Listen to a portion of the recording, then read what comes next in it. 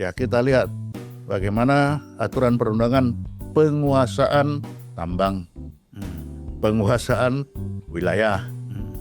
Nah, di sini kan muncul penguasaan pulau-pulau. pulau-pulau. Berarti di sini sudah apa? Ada ancaman terhadap negara ini dengan memanfaatkan aturan perundangan. Saya nggak tahu, menurut Bapak ketergantungan kita pada badan intelijen negara-negara besar, apakah ketergantungan Indonesia masih ada atau tidak sekarang? Nah, Bismillahirrahmanirrahim. Assalamualaikum warahmatullahi wabarakatuh. Salam sejahtera buat kita semua. Salam juga untuk seluruh para penonton Unpacking Indonesia dimanapun berada. Selamat datang Pak Sulaiman Punto. terima kasih. Ya. Pak Sulaiman Punto dulu adalah Kepala Badan Intelijen Strategis. Ya. Waktu Bais itu masih di TNI, Pak, di ABRI ya? Masih TNI, sudah TNI. Begitu BIA, Biar ke ABRI, balik ke TNI lagi. waktu BIA kan Angkatan Darat aja. Waktu Biar ada Badan Intelijen ABRI, ABRI. ya, Oh ya, namanya aja ya. namanya aja. Sekarang Tapi masih masih ada polisi waktu itu kan. ya, sekarang masih BIA. Sekarang sudah Bais lagi. Bais lagi. Bais, TNI. Ya. Jadi ada BIN, ada Bais. Ada Bais, ya. Di samping polisi ada Intel juga. Polisi punya sendiri. Ya, Jadi memang semua punya sendiri, Pak. Ya.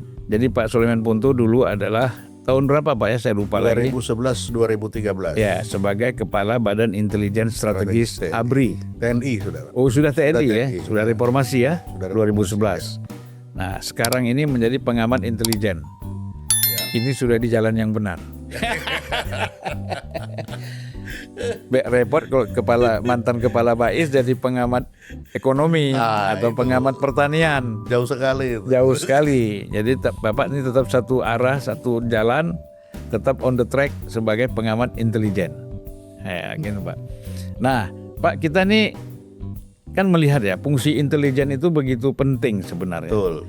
Nah, Israel itu mengandalkan Mossad itu sebagai tombak utama dia. Betul. Sebelum penyerangan, ya kita lihat kemarin itu sebelum penyerangan ke Iran, dia sudah bertahun-tahun itu menanam orang Ya.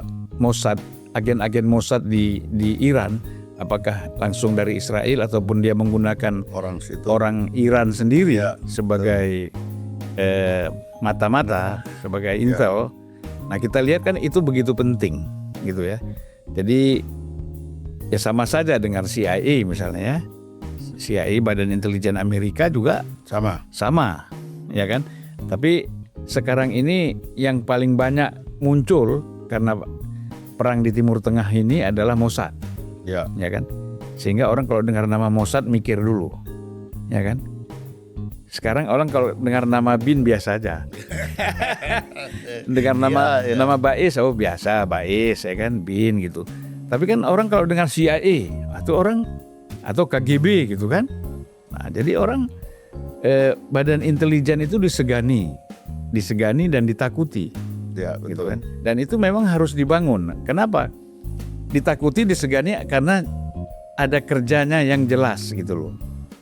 Betul. Ya kan? Dan kelihatan sekali bahwa Iran beberapa kali sebenarnya bobol Ya.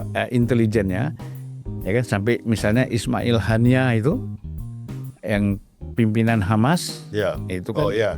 bisa terbunuh di Iran kan gitu, karena itu bukan kerja setahun Kerja kedua hari. Oh, iya. itu bertahun-tahun Bertahun-tahun. untuk menjadi target Betul. itu. Nah, kemudian kalau kita lihat laporan-laporan dari intelijen Iran bahwa sebelum si Israel kemarin menyerang Iran yang pertama tanggal 13 Juni, itu sudah bertahun-tahun rupanya Ada di situ ya, pasti. untuk membunuh ahli nuklir, Ya. petinggi-petinggi Calon ahli. Ya. dan elit-elit militer, Betul. pasdaran ya.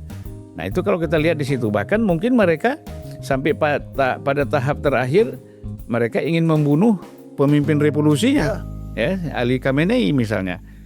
Nah, ini kan kerja intelijen kan luar biasa. Ya kalau saya mempelajari itu kan Pak, jadi fungsi intelijen ini kan salah satu kan early warning ya. Ya. Itu kan sebelum mengambil tindakan apapun itu memang harus ada aba-aba dulu Kayaknya informasi. Indication and warning. Selain ini indikasi, Ya, pasti warningnya apa? ya. Nah, tentu yang lain-lain adalah untuk melindungi kepentingan negara, nasional, pejabat, presiden ya. Ya. Itu kan fungsi-fungsi intelijen itu di situ. Nah, mungkin salah satu pengamanan yang terkuat bagi Mossad itu adalah pengamanan Perdana Menterinya Betul. Benjamin Netanyahu. misalnya. Nah, walaupun kemarin karena perangnya sudah perang besar-besaran, akhirnya jebol juga kan, Ya. gitu. Itu nggak bisa lagi pakai intelijen. Itu orang operasi punya urusan. Wah, kalau udah perang senjata itu kan bukan urusan intelijen. Nah, ada kemungkinan kalau seandainya gerakan intelijen Mossad ini di Iran tidak terbongkar, mungkin Israel masih terus melakukan serangan-serangan ke Iran. Ya. Dan Trump tidak minta ada gencatan senjata atau kita tidak menyatakan gencatan senjata ya. Ini semacam apa Pak istilahnya? Sebelum masuk ke gencatan senjata itu kan Baru peredaan. berhenti dulu. Ya. Berhenti dulu. Tapi kan bisa jadi Bisa sewaktu-waktu. suatu bisa kalau memang ada case itu bisa ini. Nah, Bapak melihat ya tentu sejauh mana kita ini mempunyai begitu penting intelijen negara, baik BIN, BAIS, terutama BIN dan BAIS ya, karena kan BAIS ini kan dia Badan Intelijen Pertahanan kan, Untuk Panglima TNI. Ya. untuk Panglima TNI, dan tentu ini juga untuk Presiden. Ya. Kalau BIN ini kan masukan-masukannya mungkin lebih banyak ke aspek politik ya, Ya. sosial, ekonomi. Ya. Nah, tapi kalau BAIS kan lebih banyak ke aspek-aspek pertahanan. Benar. Seperti Pentagon itu kan punya DIA ya, Ya, DIA, Defense Defense Intelligence Agencies. Agencies gitu kan. Nah, itulah fungsinya di sini BAIS misalnya kan. Ya. Nah, Bapak menilai ini gimana situasi kita sekarang? Jadi itu sangat tergantung bagaimana BAIS, bagaimana BIN, bagaimana Presiden bisa melihat bersama apakah ada ancaman bersama terhadap kita negeri ini. Ancaman terhadap negara ini ya, ancaman bersama.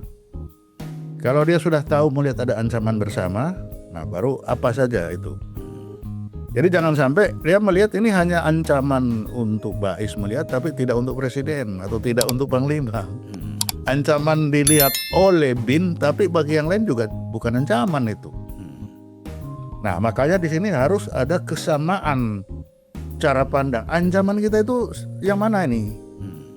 Sehingga semua akan mengarahkan upayanya ke sana. Oh, ada ancaman sini. Dengan ancaman ini, apa yang akan saya harus ketahui? Yang mana? Nah, di sini yang kita, apakah ancaman ini ada datang dari luar negeri, sehingga kita harus lihat negara-negara mana asalnya, ataukah ancaman itu sudah ada di dalam negeri? Kalau sudah ada dalam negeri, dia bercokol di mana? Mana-mana aja ini. Itu pasti kelihatan kalau kita sudah tahu itu bisa. Kalau kita sudah putus dalam negeri, oke, dalam negeri yang mana? Ini. Apa kegiatannya dia? Mengapa kok dibilang itu ancaman tadi? Indikasinya apa?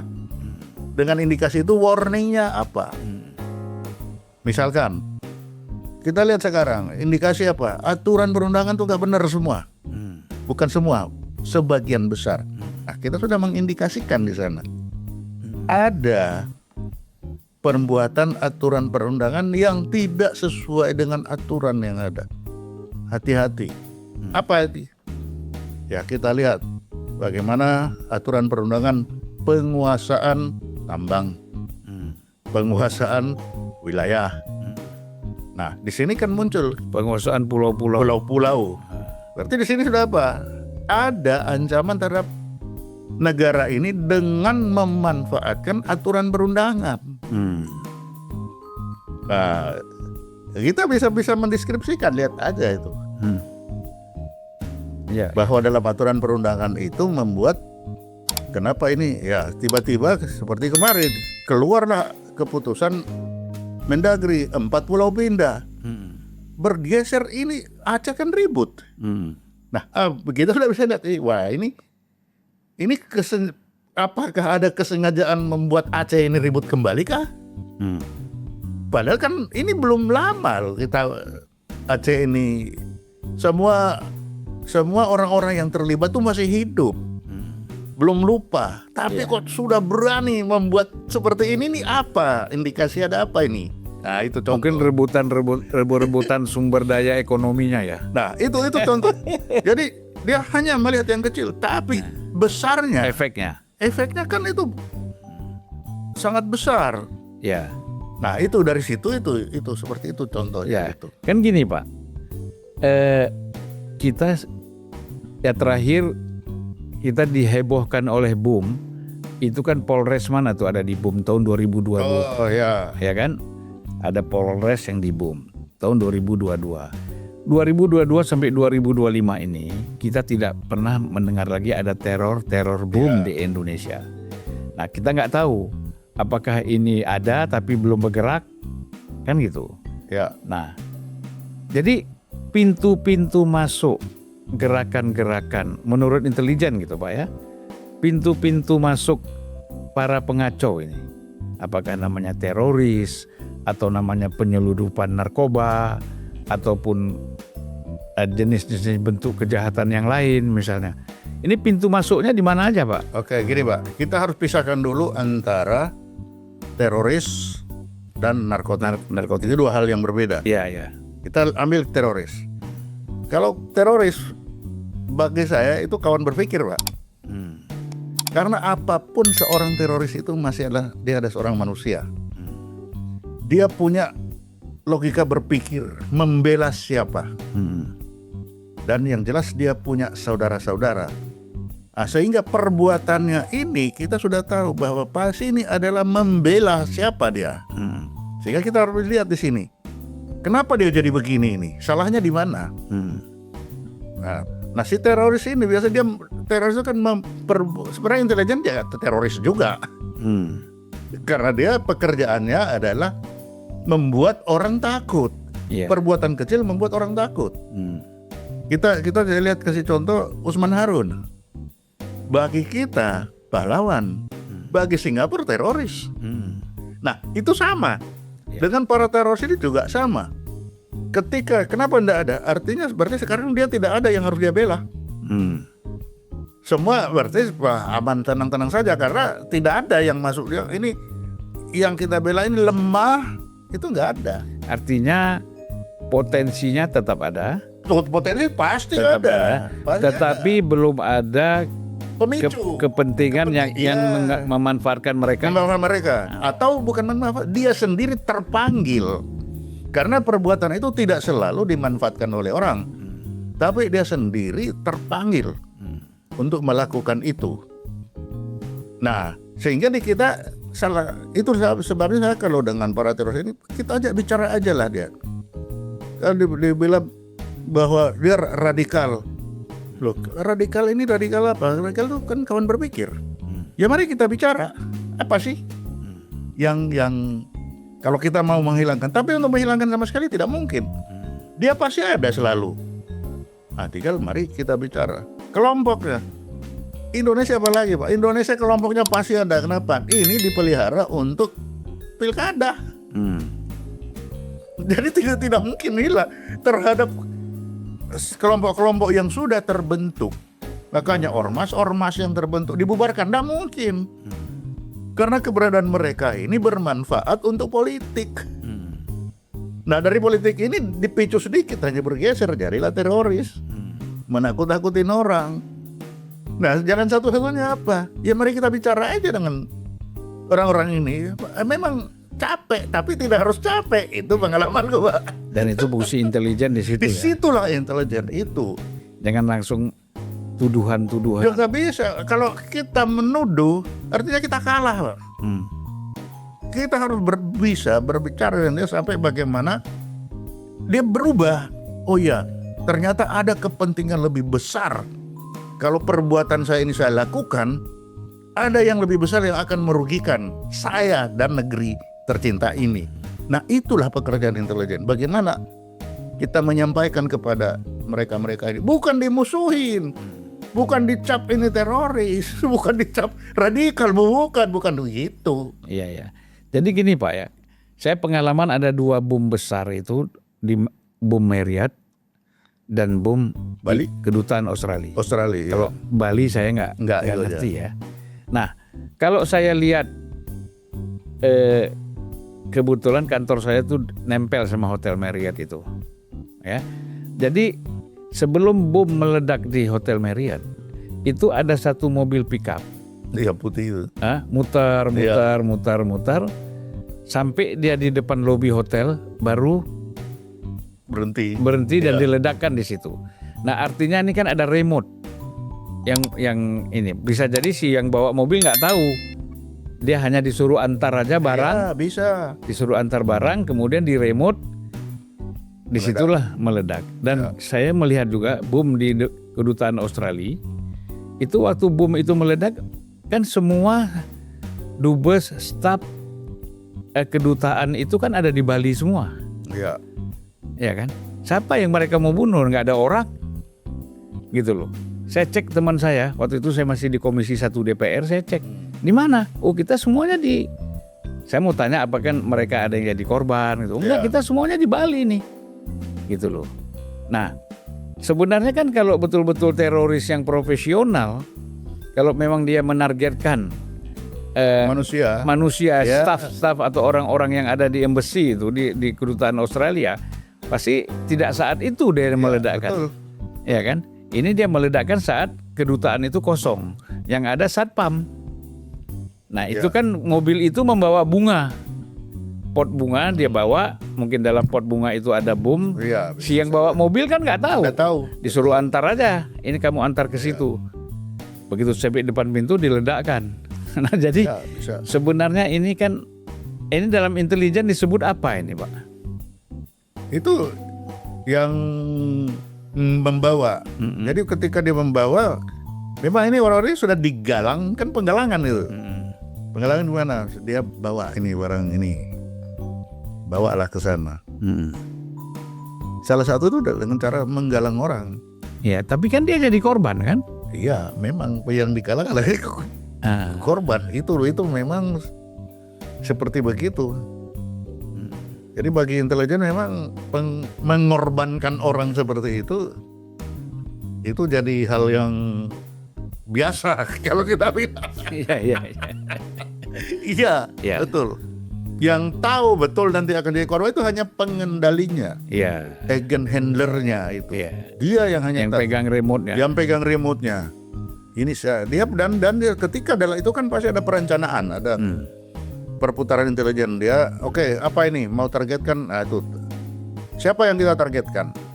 Manusia atau simbol? Kalau kapan? Kalau hanya simbol, oke, berarti jangan sampai ada pejabat yang jatuh korban. Itu udah dicatat. Iya. Untuk itu apakah kapan nanti? Kapan orang-orang ini tidak ada di sana? Nah, itu dia sudah punya daftar. Oh, ada rencana ini, ada ini, ada ini. Mungkin dia minta menghadap, oh tanggal sekian, kan gampang. Dia bikin surat, saya mau minta menghadap, ketemu hari ini tanggal sekian. Oh, saya enggak ada. Oh, dapat satu enggak ada. Itu bisa juga untuk mempermalukan institusi ataupun kepala negara ya. Oh, itu Contohnya begini, Pak. bisa. Ketika 5 menit sebelum bom Marriott itu terjadi, itu kan ada dengar pendapat antara Kapolri dengan Komisi 1. Ya, dulu Polri itu masuk Komisi 1, Iya. sekarang di Komisi 3. Jadi lagi berdialog ini tentang bagaimana mengatasi teroris.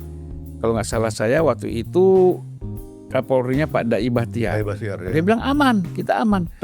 Begitu dia bilang aman, selesai, boom, meledak di Hotel Marriott. Ya kan? Nah, ini kan kita nggak tahu tujuannya apa. Bisa saja. Yang jelas korbannya pasti rakyat kan? Iya. Itu kalau itulah seorang teroris. Kalau kita salah urus, ya begitu. Oke. Karena jangan kita menganggap orang teroris itu bodoh. Iya. Kan itu, Pak. Iya benar. Jangan sekali-sekali kita menganggap dia bodoh. Kita betul-betul bermain dengan dia itu. Bagaimana? Jadi apa yang kita bicarakan, dia mencatat. Oh, itu tadi bisa saja dia mempermalukan itu. Oh, ada ini kok. Sana mungkin anak buahnya yang di sana sudah bilang, Ya. ini agenda ini katanya begini. Sekarang saatnya deng. Ya, ya. Dan Jadi itu memang permainan itu. ya, ya. Dan satu lagi begini, Pak. Kita ini kan sebagai negara, kita disebut negara berkembang. Maka intelijen kita dibandingkan dengan negara-negara lain, negara besar, Ya. Rusia seperti KGB, Cina, Inggris dengan M16-nya, kemudian ada Mossad, ya.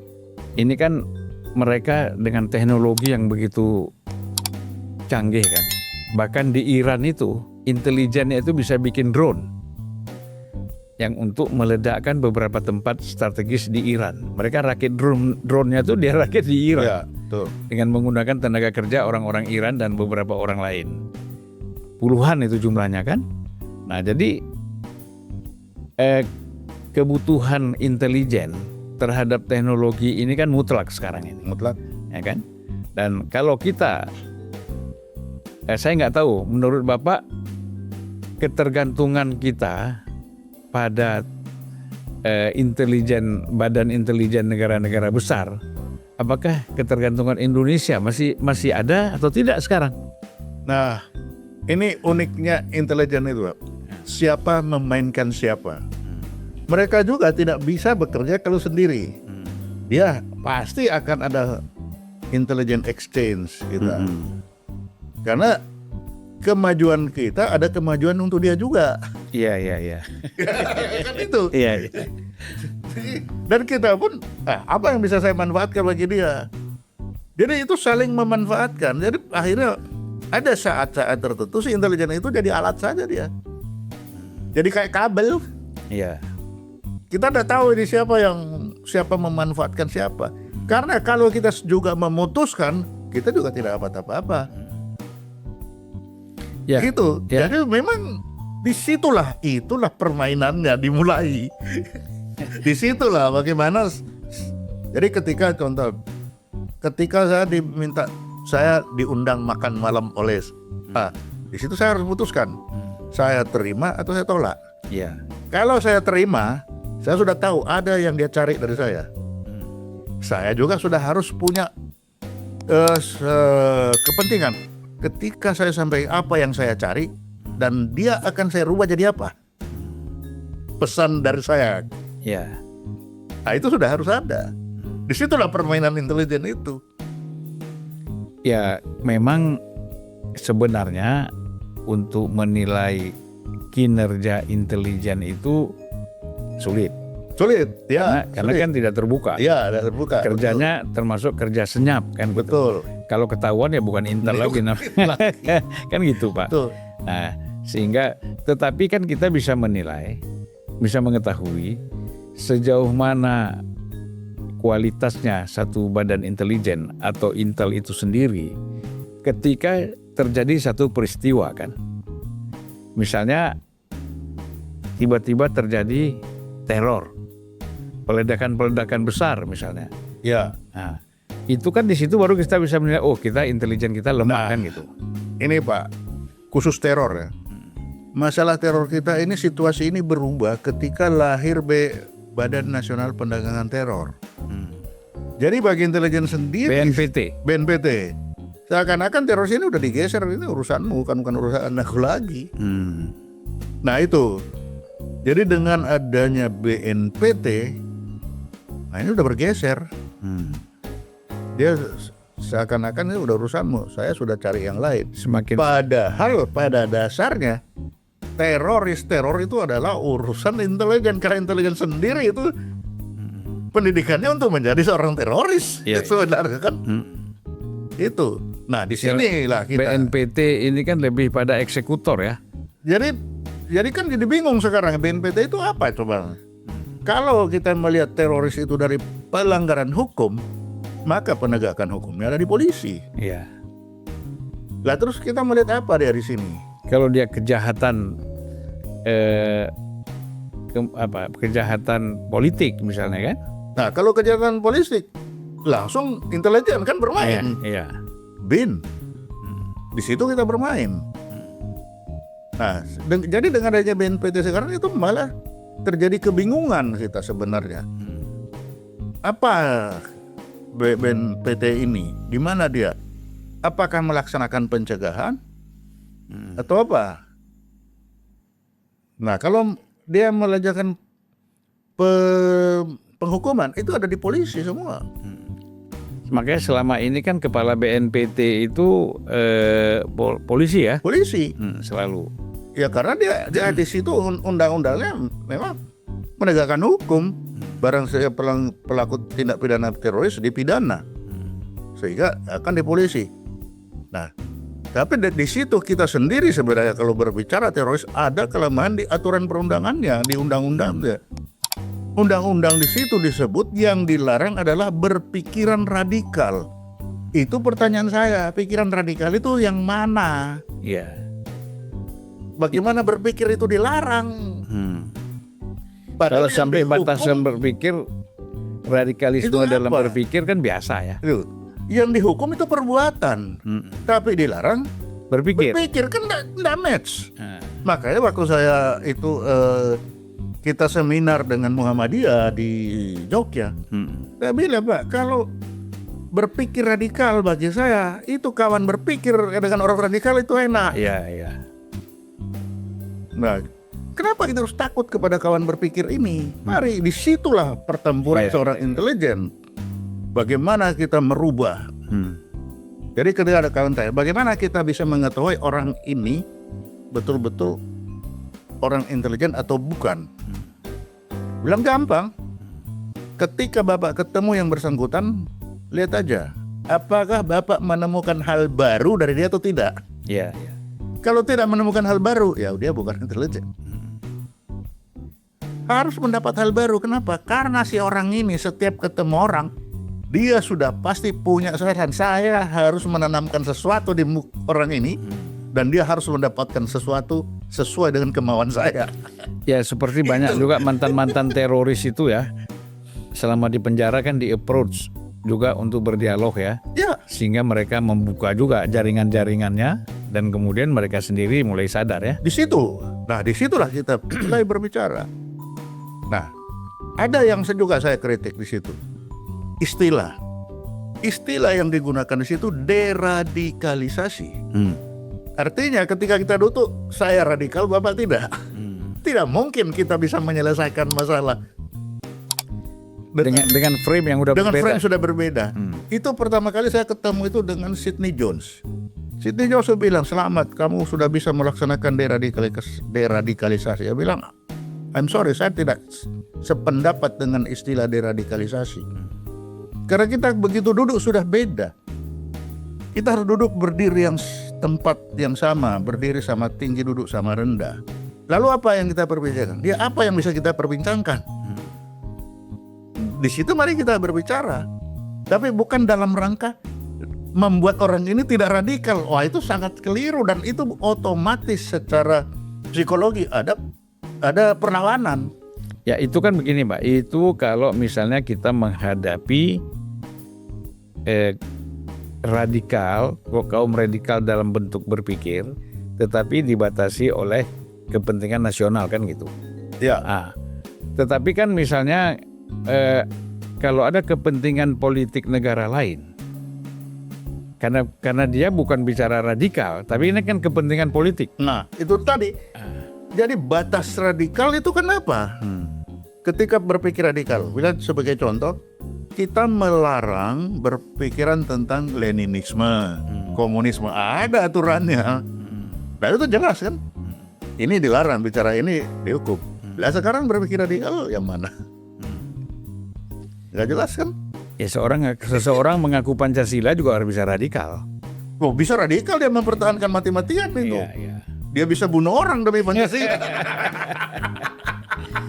Kan itu. Ya pada prinsipnya selama radikal itu dalam Nah, masih dalam proses berpikir, ini nggak ada itu masalah. bebas-bebas saja. Bebas-bebas saja. Tetapi Betul. ketika tindakan-tindakannya, Perbuatannya sudah ada batas ukurannya. Yang mana yang boleh, mana yang tidak.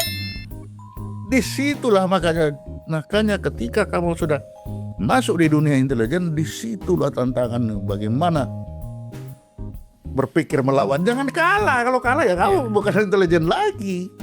Itu ujian. iya ya. Bagaimana, dan ini bukan hanya seorang teroris. Bagaimana berhadapan dengan OPM?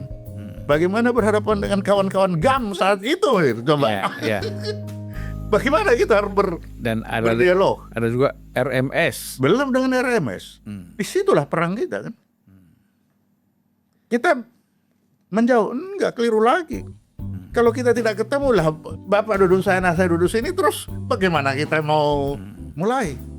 Ya kita duduk ya beginilah, apa yang bisa diperbincangkan? Ya apa yang bisa kita perbincangkan dulu kan? Nah, Tapi kan gini Pak, di dalam dunia intelijen dan di dalam dunia-dunia yang lebih luas juga, ketika orang itu mencoba berdialog dengan orang yang berbeda, ya kan? ya, Misalnya dia sudah potensi pikiran radikal. Kemudian ada intel yang mencoba meng-approach berdialog. Kan bisa dicurigai juga. nah disitulah caranya kan? Nah, Bagaimana dia harus bisa bertemu dengan orang ini sehingga orang ini menganggap dia bukan musuh. Dia bisa menganggap ini orang ini kawan berpikir juga. ya. Nah, di situ lagi, itulah kapabilitas seorang intelijen untuk bisa, dan itu seperti itu kita harus tahu Pak. Saya udah tahu anak buah saya ini, kalau ini jangan kasih dia, nanti ribut. Ya. Oh kasih dia aja, pasti ketemu dia ini. Jadi kita pun itu dan anak buah itu kita sudah punya tahu karakter masing-masing, yaitu seperti tadi. Mau memulai dari orang yang belum kita kenal sama sekali, bagaimana mulainya? Siapa ini dari sekian banyak? Tidak semua orang punya kapabilitas seperti itu. Jadi kapasitas seorang intel itu menurut Bapak ya, menurut pengalaman Bapak, seperti apa? Baik dari segi rekrutmen, kemudian setelah dia jadi, itu Jadi kalau saya melihat kapasitas orang itu sama dengan toolbox, Pak. Masing-masing punya keahlian dari kunci 8, 10, 12. Sehingga saya sebagai agen handler harus tahu betul kapabilitas. Nggak mungkin kita mendapatkan Superman, nggak mungkin. Tapi kita tetap akan melihat dia ahli di bidang ini, di bidang ini, di bidang ini. Itu dia. Nah, sehingga sebagai atas kita sudah, kalau saya berjalan, saya bilang saya membawa toolbox. Kalau ini siapa? Oh ini orang yang belum pernah kenal sama sekali, lalu bagaimana? Kalau tadi betul baru datang dia akan ada penolakan. Ini siapa ini ahlinya ini? Ini aja pasti dia dapat itu. Nah, dan untuk menemukan orang-orang begitu kan itu pengamatan, pergaulan lama, pengamatan. Sehingga tidak mungkin kita mendapatkan orang yang intelijen tiba-tiba masuk dan pergi, nggak mungkin. Jadi kalau kepala intelijen itu kan setelah memenuhi syarat segala macam kan harus dipercaya oleh presiden ya. Wah pasti, ya harus ada chemistry antara presiden dengan panglima, itu harus ada chemistry itu. Iya. Kalau nggak ada chemistry kacau lagi itu. Ya kita kan lihat orde baru Pak ya. Iya. Begitu Pak Benny Murdani, Iya. Jenderal Benny Murdani ini kan lama sekali tuh memegang Iya. posisi intelijen ya. Karena chemistry itu harus ada. Kalau nggak salah dia pernah di Pusat Intelijen Strategis Iya betul. sebagai Terus, kepala ya. Iya. Itu berapa tahun dulu kan Bapak pasti di Iya. situ juga. lama, sampai beliau sudah panglima TNI masih pegang, Iya masih. merangkap kepala bais. Iya. Dan Iya. termasuk juga kalau di BIN itu Pak Ali Murtopo. Pak Ali ya. Murtopo. Lama juga itu Karena itu harus betul-betul ada chemistry dengan presiden. presidennya. Kepala BIN diganti Pak Ali Murtopo sebagai wakil tetap aja ya. Tetap. Nah, Karena itu chemistry. Kalau chemistry-nya nggak ada, wah sakit kepala itu. makanya sekarang kepala BIN Badan Intelijen Negara itu temannya Pak Prabowo ya. Ya pasti lah. Nah, mungkin dia udah percaya ya. Ya apa bedanya Pak Jokowi dengan Pak Budi Gunawan 7 Iya. tahun lama Iya. berarti match. Ya, sama-sama PDIP lagi. Itu sudah pasti karena sakit kepala ya Pak. Kalau dalam intelijen itu terus tidak ada chemistry. Itu malah terbalik nanti saling mencurigai. Jangan-jangan dia udah Iya. kemakan orang asing ini lagi. Ya termasuk Bapak kan juga pernah menjadi orang yang dipercaya oleh presiden Ya, ya. betul. Bapak dulu presidennya siapa? Pak SBY, Pak. Pak SBY ya. Ya, Pak SBY. Menjadi kepala badan intelijen itu ya, SBY. nggak mudah itu mendapat kepercayaan. Betul. Ya. Apa sih spesifikasinya Bapak kok bisa dipercaya? Ya bisa ketemu semua orang. Relax ya. Kan santai aja, Pak, kan. Ya. Saya Bisa memberikan solusi ya. bisa paling tidak itu, Pak. Ini begini aja. Masalah waktu Sinar Kudus itu bagaimana kita menyelesaikan. Waktu GAM bagaimana kita berbicara. Iya. Nah, ini kan di sini jangan sampai kita jadi bagian dari masalah kan itu. Iya, iya. Itu. Jadi kita harus bisa memberikan solusi. Jadi kalau nyabut rambut di Tepung? tepung jangan sampai tepungnya berantakan. Iya. Itu dia dan itu betul-betul seni. Iya, iya. Itu seni. Jadi Pak kita apa yang dilakukan oleh intelijen ini ya? Dia kan harus melindungi presiden. Ya, itu Termasuk melindungi pejabat-pejabat negara yang strategis ya. betul. Kan nggak mungkin dia semua melindungi, tapi yang strategis lah, Panglima TNI, Kapolri, kemudian ya mungkin Kepala Staf Angkatan Darat, Kostrad dan macam-macam itu kan dia harus mampu melindungi itu. Ya. Di samping itu kan juga dia harus mampu melindungi kepentingan nasional Ya. kita kan. Nah luas sekali itu kepentingan nasional, ada ekonomi segala macam di situ ya. Nah Bapak menilai ini gimana sekarang kondisi kita ini? Untuk pengamanannya. Jadi kalau sekarang dengan yang jelas ketika diganti ini adalah orang-orang dekat. Nah berarti ini dia itu sudah salah satu bahwa yang diamankan merasa nyaman sudah. Kalau sudah nyaman berarti ininya sudah benar. Karena setiap orang akan beda tata cara. Ada orang yang merasa aman kalau dia lihat terus mukanya ada di situ. Ada yang kamu kenapa ada di situ. Nah, jadi kita harus tahu betul itu. Iya. Nah dan itu hanya bisa terjadi kalau orang ini sudah lama bergaul, sudah tahu. Iya. Oh kalau karena orang menilai kalau saya ada di depan, apakah itu aman? Belum tentu. Dia bilang gara-gara saya ada itu jadi tidak aman. Nah ini yang sangat tahu kan, yang atasan yang kita layani itu. Iya. Nah kalau dengan PSB itu tidak mau dia melihat kita ada, itu di belakang terus bermain di belakang. Iya. Jadi di depan itu tidak pernah kelihatan itu, wah intelijen keluyuran itu. Karena beliau tidak mau kan melihat itu. Nah, kita harus tahu. Kalau udah kan dia bagaimana mau melindungi dia ya? Iya ya itu dia kalau di dekat-dekat. Iya. Tapi di mana beliau ada kita selalu lengkap. Kita sudah tahu. Misalkan waktu beliau di Bali, siapa yang akan masuk dari timur dari barat kita sudah tahu. Setiap jam, setiap menit berapa orang masuk. Iya. Itu kita sudah lihat semua. Karena ya pengamanan paling jelek kan kita tabrak yang mau ini. Iya, iya. Kan itu. Ya, jadi kalau kita lihat kepala BIN sekarang ya, kan sebenarnya tidak banyak orang tahu siapa sih kepala BIN sekarang karena Ya, seharusnya begitu. ya, dan karena dia tidak banyak bicara. Dan dia juga menjadi sasaran untuk dihilangkan. Ya, termasuk juga kepala BAIS. Ya, Kita juga nggak tahu siapa sekarang. memang seharusnya Ya, begitu. memang kepala intelijen itu tidak Tidak bisa. boleh. Kalau Tapi dia, apa? Begitu ketahuan besok diganti. Karena memang tidak boleh, karena dia akan menjadi sasaran operasi orang asing juga. ya, Siapa ini? Kalau dia tidak, bukan dia, keluarganya.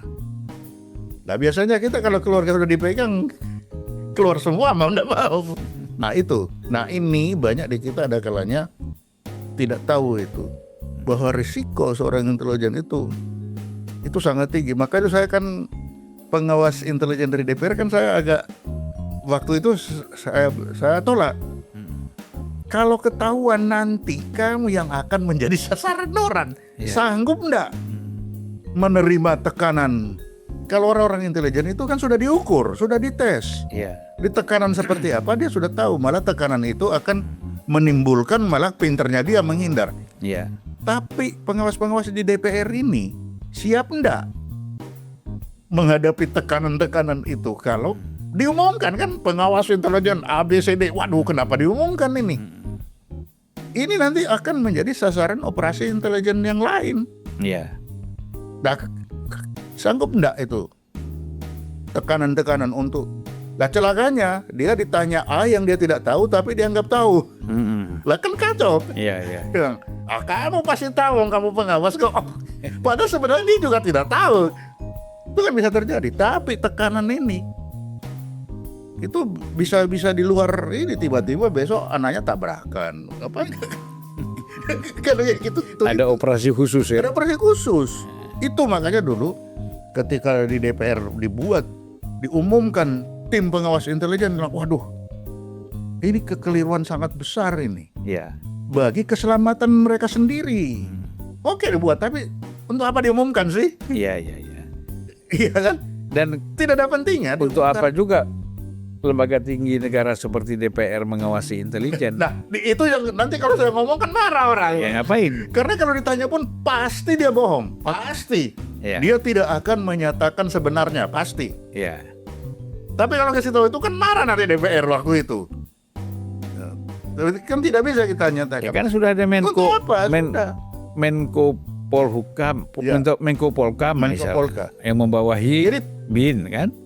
pertanggung jawab intelijen itu kalau di TNI itu BAIS itu adalah Panglima. Pertanggung jawab pekerjaan saya itu ada di Panglima itu. Panglima TNI. Ya kalau BIN itu di Presiden. Ya udah Presiden itu aja.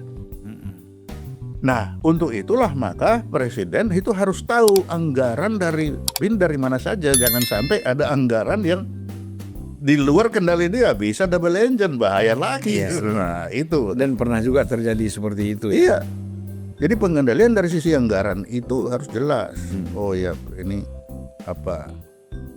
Kalau enggak, ini itu bisa jadi Iya, iya. ada duri dalam daging.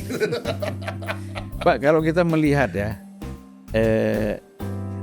kita bilang kan kemarin itu boleh kita katakan pada aspek-aspek awal sebelum perang Iran-Israel ini, itu kan ada gerakan intelijen itu kan, Pasti. Mossad kan, Ya, dan mereka berhasil membunuh beberapa Ya. 3 orang ilmuwan itu. ilmuwan dan jenderal kan, Ya.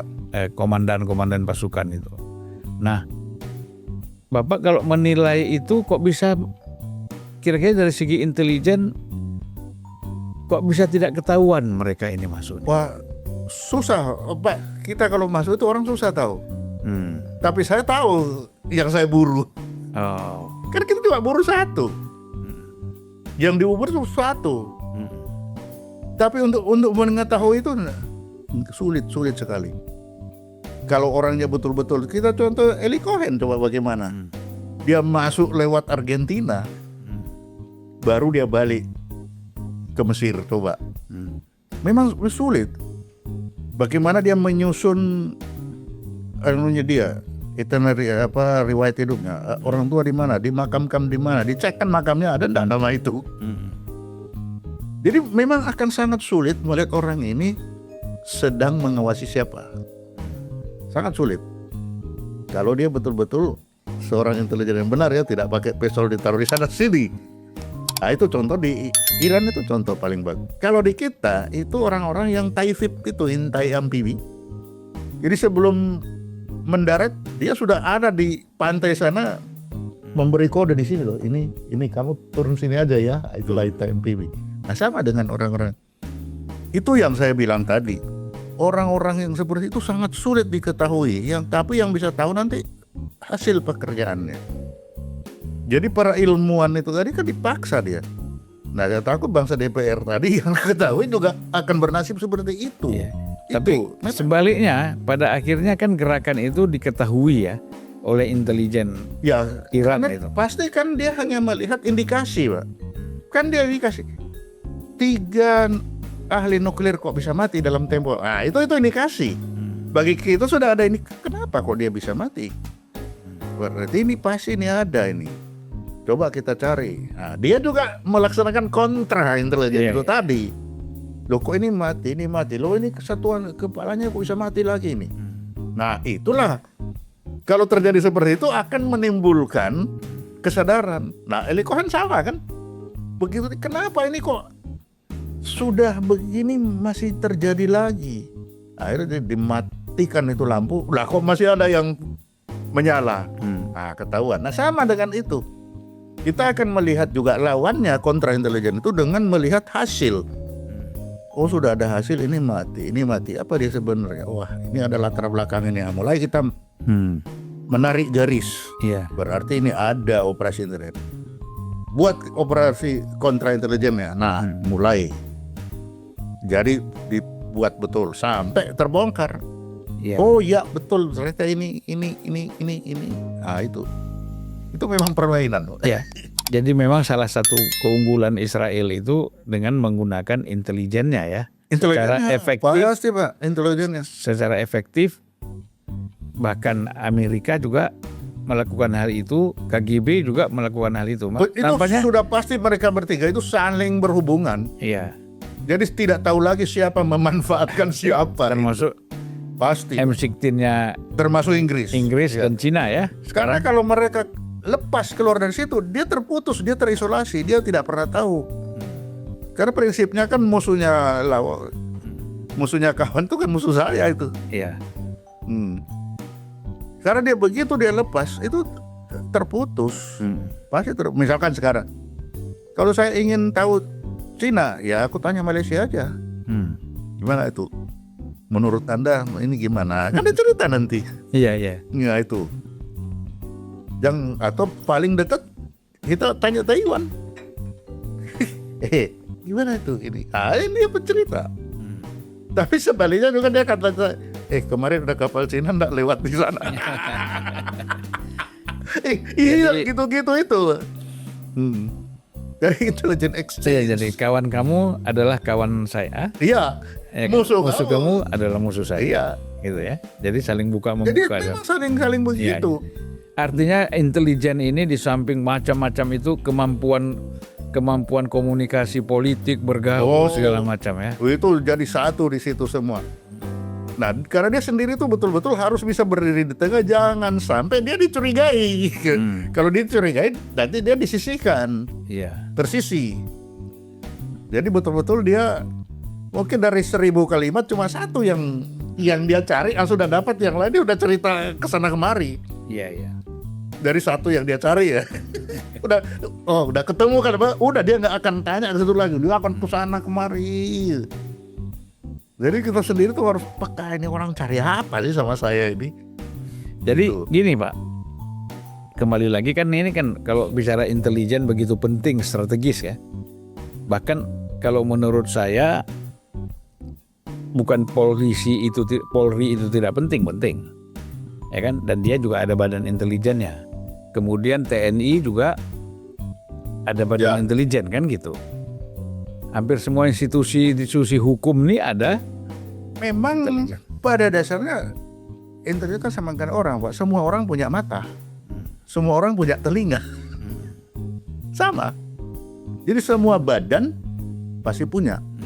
Tapi yang dia cari itu kan yang akan menghambat jalannya dia.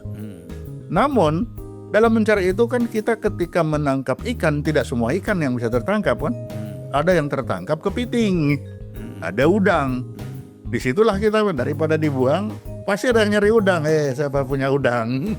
Siapa yang nyari udang? Ini aku dapat. Nah, tak kasih. Aku juga pesen. Aku cari kepiting ya. Kalau kamu nggak dapat kepiting, kasihkan aku. Kalau kamu nggak butuh. Nah itulah. Jadi dengan Polri, dengan sama. Nah malah kalau dengan Polri ada untungnya, ada kalanya. Kalau kita nahan orang kan nggak boleh. Kalau Polri kan bisa. Iya. Nah ada kalanya seperti itu. Misalnya waktu kita kejar Ashari, kejar-kejaran, kalau kita tangkap kan nggak boleh. Pas lampu merah, polisi tolong tangkap itu. Nah lampu merah ditahan dia. Itu begitu. Itu. Jadi kerjasama dengan intelijen Polri, untungnya salah satu dia bisa bermuka dua. Iya. Saya nggak tahu anggaran BIN sekarang ini berapa Pak? Wah, kalau BIN saya enggak tahu. Kalau badan ini Bapak tahu? Kalau TNI ya pasti mengikuti anggaran TNI, sudah pasti tidak akan lari dari situ. Oh iya ya, dia bukan berdiri sendiri ya. Organik dari TNI ya. Itulah Pak, saya punya pengalaman itu. Ketika kita bahas ini kejar-kejaran itu dengan Ashari itu, nyari kan dari mana-mana, kerjasama dengan CIA. Oh itu orangnya datanglah, pergi dia ke HI. Saya enggak tahu orangnya, tapi anak buah tahu. Ya sudah, pergi HI. Begitu sampai HI, telepon lagi si saya ini. Anak buahmu mana? Kok enggak ada? Tak telepon. Kamu di mana? Ada di sini. Di mana? Di HI. Di mana di HI? Tempat parkir. Duh, kok enggak naik tungguin di atas itu di coffee shopnya. Oh jadi kalau saya ada di coffee shop, kopinya 150 harganya. Lah kita uang operasi cuma berapa? Beli itu udah gak bisa. Wah pusing. Telepon Panglima. Panglima kan kebetulan kawan Pak Agus. Oh jadi Panglima, bisa enggak kita? Ini saya untuk ojek aja udah bayar. Yang pakai motor kita ketahuan pakai ojek. Sampai sana bayar coffee shop berapa? Bisa enggak kita tambah uang operasi untuk ini? Kamu tentara bukan? Tentara. Ya sudah tentara ya segitu. Mau tahu tambah alasan apa lagi? Jadi kan tentara antara intelijen yang keluyuran sama yang jaga di depan diem ini sama. Itu susahnya Pak. Jadi Pak, Itu pengalaman saya. tahun 2023 itu anggaran BIN itu 3,7 triliun.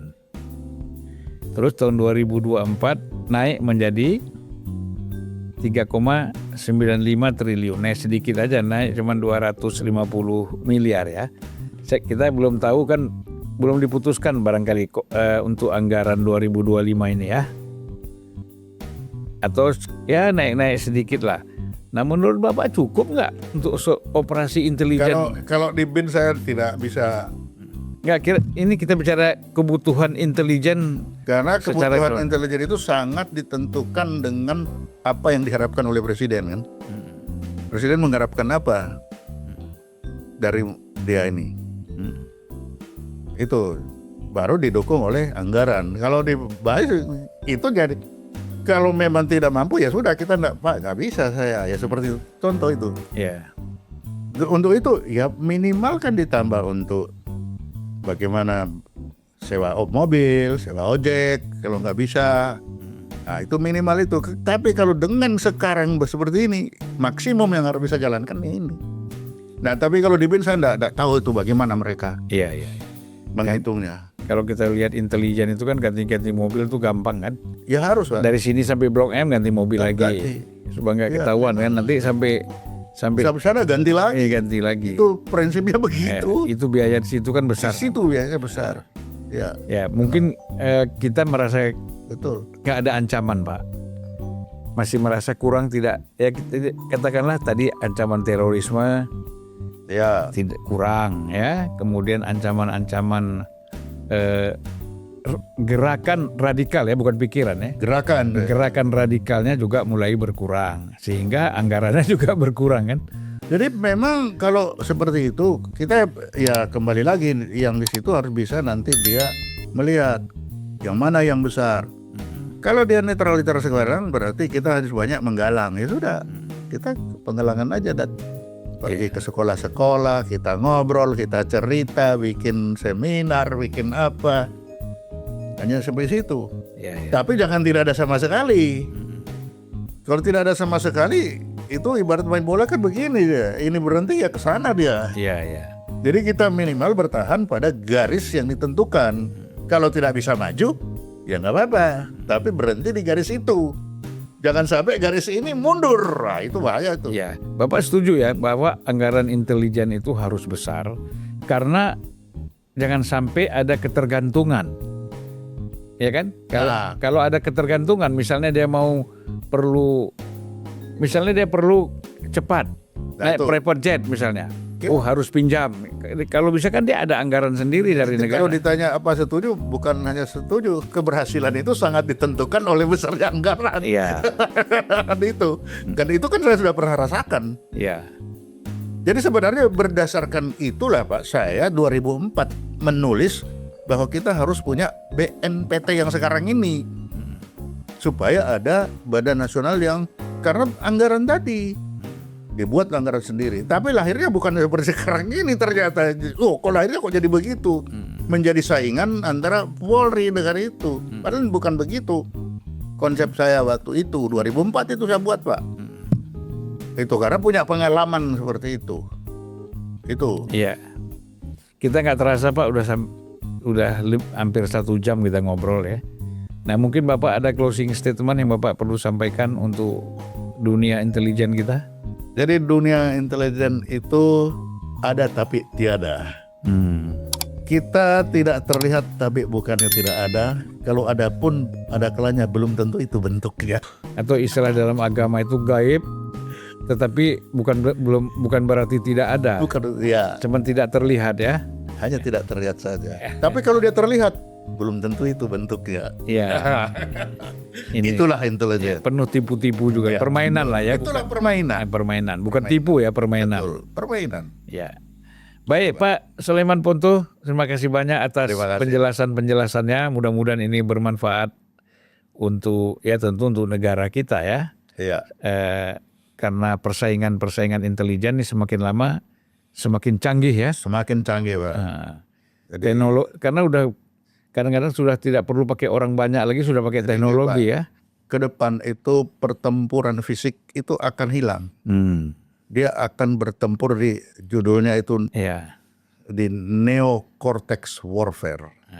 Jadi sudah penggalangan itu yang bermain. Apalagi dengan dunia Wah, cyber. dunia cyber itu kan merubah semuanya. Iya. Bagaimana Israel mematikan teknologinya Iran, bagaimana Iran juga bisa mematikan teknologi. Gimana HT itu tiba-tiba bisa meledak dalam. Itulah. Itu kan dia mengawasi berapa lama. Iya. Bagaimana dia potong di jalan itu rantai pasokan. Yang muncul itu adalah HT-HT yang di dalamnya sudah ada amunisi. Itu contoh coba kayak gitu itu. Oke Pak, baik Pak, terima kasih Pak.